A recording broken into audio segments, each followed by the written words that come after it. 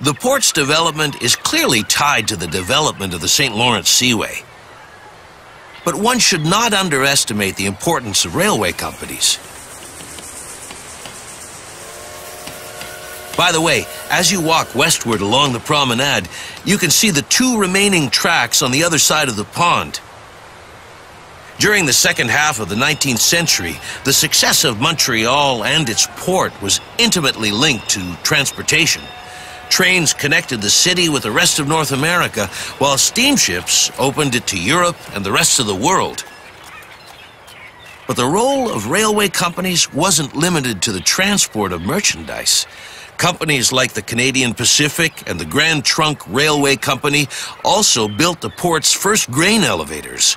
In 1871, in the time of my great-grandfather, Vieux-Port, you know, he had the small cheese shop in Bon Secours Market.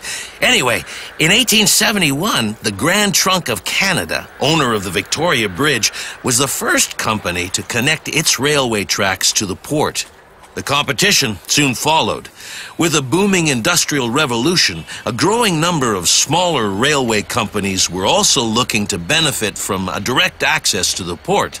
So the Harbour Commission eventually decided to integrate the port's railway tracks into one system.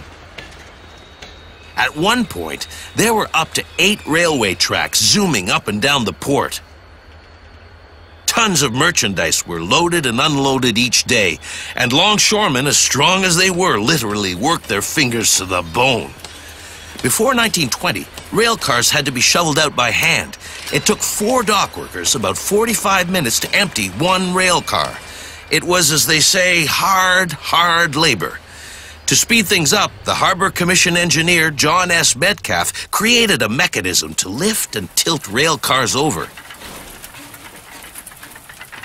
Thanks to this state-of-the-art system, 3 dock workers could now empty a rail car in only 8 minutes. It was a great invention, really.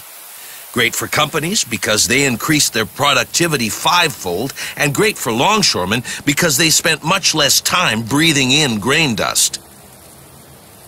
Unfortunately, it was a little too late for my grandfather's big brother, the legendary Jacques Bordelot, or Big Jack as he was called.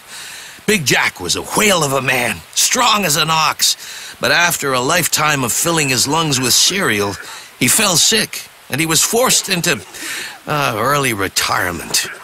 How the mighty fall.